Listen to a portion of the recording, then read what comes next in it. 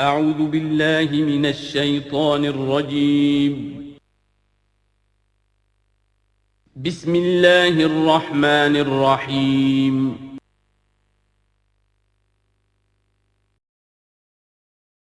یمدہم فی طغیانہم یعمہون، اللہ ان کو جو ان کی عقل کے اندھے پن میں جو یہ بڑھتے چلے جا رہے ہیں، اللہ بھی ان کی رسی دراز کر رہا ہے تاکہ یہ جہاں تک جانا چاہتے چلے جائیں۔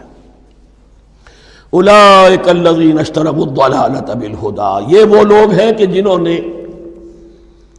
ہدایت کے عوض گمراہی خرید لی ہے۔ دیکھیے بڑا پیارا انداز ہے یہ۔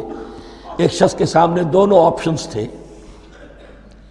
ایک نے گمراہی کو چھوڑا، ہدایت لے لی، چاہے قیمت دینی پڑی، تکلیفیں اٹھانی پڑی، آزمائشوں میں سے گزرنا پڑا، قربانیاں دینی پڑی، ہدایت لی۔ اور ایک شخص نے ہدایت دے کر گمراہی لے لی ہے۔ آسانی تو ہو گئی، فوری تکلیف سے تو بچ گئے، لا الہ الا ولا الہ الا، دونوں طرف سے اپنے آپ کو بچا لیا۔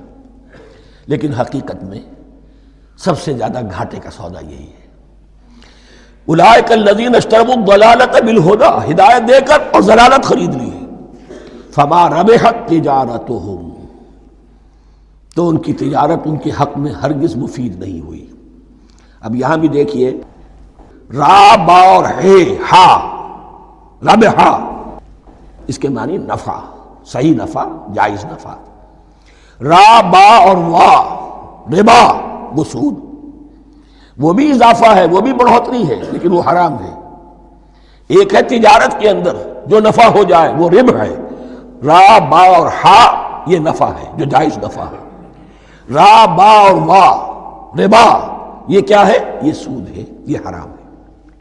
را اور با مشترک ہے، آگے ہا، آگے اور وا، اس کا فرق ہے۔ فما ربحت تجارتہم وما کانوا مہتدین، ان کی تجارت ان کے حق میں ہرگز مفید نہیں ہوئی اور نہیں ہے اب یہ ہدایت پانے والے۔ مثلہم، اب یہاں دو تمثیلیں آ رہی ہیں بڑی پیاری۔ پہلی تمثیل ہے کفار کے بارے میں، دوسری تمثیل ہے یہ بین والے لوگوں کے بارے میں۔ پہلوں کے لیے کیا تمثیل ہے؟ مثلہم کمثل الذی استوقد نارا، ان کی مثال اس شخص کی سی ہے جس نے آگ روشن کی۔ ایک نقشہ کھینچا جا رہا ہے، اندھیری شب ہے جدا اپنے قافلے سے ہے تو، تیرے لیے ہے میرا شعلہ نوا قندیل۔ اندھیری شب ہے، قافلہ بھٹک رہا ہے، کچھ لوگ بڑی ہمت کرتے ہیں، اندھیرے میں بھی ادھر ادھر سے لکڑیاں جمع کرتے ہیں اور آگ روشن کر دیتے ہیں۔ لیکن عین اس وقت جب آگ روشن ہوتی ہے کچھ لوگوں کی بینائی سلب ہو جاتی ہے۔ پہلے وہ اندھیرے میں اس لیے تھے کہ روشنی نہیں تھی، اب وہ اندھیرے کے اندھیرے میں رہ گئے کہ روشنی تو خارج میں آ گئی، اپنی اندر کی روشنی گل ہو گئی، بصارت سلب ہو گئی۔ یہ مثال ہے ان کفار کی کہ حضور کی آمد سے پہلے سب بھٹک رہے تھے، کوئی حقیقت واضح نہیں تھی، قافلہ انسانیت بھٹک رہا تھا اندھیری شب میں۔ محمد الرسول اللہ آئے، انہوں نے آگ روشن کر دی، اب راستہ کھل گیا، ہدایت واضح ہو گئی۔ لیکن کچھ ضد یا تعصب یا تکبر یا حسد کی بنیاد پر کچھ لوگوں کی اندر کی بینائی زائل ہو گئی، تو وہ تو ویسے کے ویسے بھٹک رہے ہیں، جیسے پہلے اندھیرے میں تھے ویسے ہی اب اندھیرے میں ہیں۔ روشنی میں آنے والے تو وہ ہیں، دیکھ لو جن کا ذکر سب سے پہلے ہوا ہے۔ مثلہم کمثل الذی استوقد نارا، اس شخص کی سی ہے کہ جس نے آگ روشن کی۔ فلما اضاءت ما حولہ، جب اس آگ نے اپنے ماحول کو، گردا گرد کو روشن کر دیا، ذہب اللہ بنورہم، اللہ ان کی نور بصارت کو لے گیا، سلب کر لیا اللہ نے۔ وَتَرَكَهُمْ فِي ظُلُمَاتٍ لَا يُبْصِرُونَ، اور چھوڑ دیا انہیں ان اندھیروں کے اندر کہ وہ کچھ نہیں دیکھتے۔ صُمٌّ بُكْمٌ عُمْيٌ فَهُمْ لَا يَرْجِعُونَ، اسم کہتے ہیں بہرے کو، سم جمع ہے اس کی، سمن۔ اب کمو کہتے ہیں گونگے کو، بکمن اس کی جمع ہے۔ آما کہتے ہیں اندھے کو، عمیٌ اس کی جمع ہے۔ یہ بہرے ہیں، گونگے ہیں، اندھے ہیں، فہم لا یرجعون، اب یہ لوٹنے والے نہیں۔ یہ کون ہے؟ ابو جہل ہے، ابو لہب ہے، ولید بن مغیرہ ہے، عقبہ ابن ابی معیط ہے، یہ سب کے سب ابھی زندہ ہیں جب یہ آیات نازل ہو رہی ہیں۔ ابھی تو غزوہ بدر ہوگا، سن 2 ہجری میں، اور اس میں یہ سب جو ہیں واصل جہنم ہوں گے. ابھی تک تو ہے نا. یہ لوگ ہو گئے اس کی مثال. وَمَثَلُهُمْ كَمَثَلِ الَّذِي اسْتَوْقَدَ نَارًا فَلَمَّا أَضَاءَتْ مَا حَوْلَهُ ذَهَبَ اللَّهُ بِنُورِهِمْ وَتَرَكَهُمْ فِي ظُلُمَاتٍ لَا يُبْصِرُونَ صُمٌّ بُكْمٌ عُمْيٌ فَهُمْ لَا يَرْجِعُونَ. اب دوسری مثال. أَوْ كَصَيِّبٍ مِّنَ السَّمَاءِ، یا بڑی زور کی بارش برس رہی ہے آسمان سے. فِيهِ ظُلُمَاتٌ، اس میں اندھیرے بھی ہیں، وَرَعْدٌ، اور گرج ہے، وَبَرْقٌ، اور بجلی چمک رہی ہے. یجعلون اصابعهم فی اذانهم من الصواعق حذر الموت.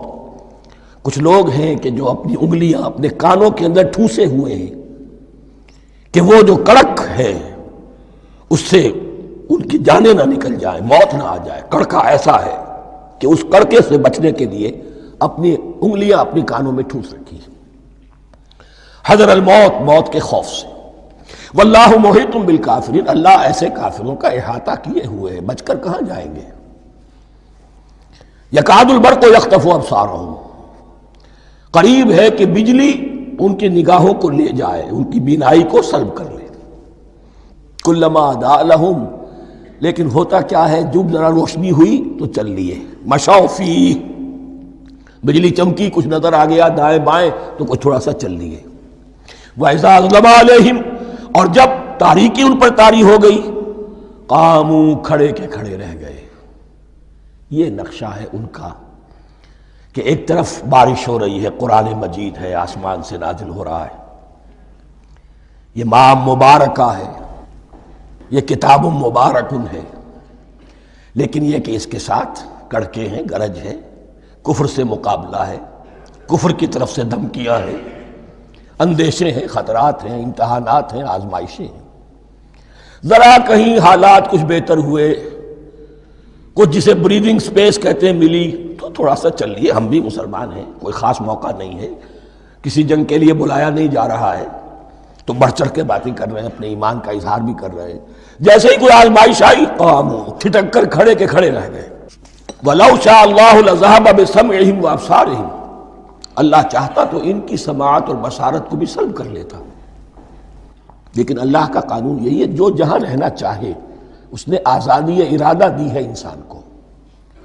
تم اگر مومن صادق بن کر رہنا چاہتے ہو اس کو آسان کر دے گا تمہارے لیے. تم نے اپنے تعصب کی وجہ سے، اپنے تکبر کی وجہ سے کفر کا راستہ اختیار کیا، اللہ اسی کو کھول دے گا. تم بیچ میں لٹکنا چاہتے ہو، لٹکتے رہو. اللہ تعالیٰ جو ہے جبرن کسی کو نہ حق پہ لائے گا، نہ جبرن کسی کو باطل پر لے کر جائے گا.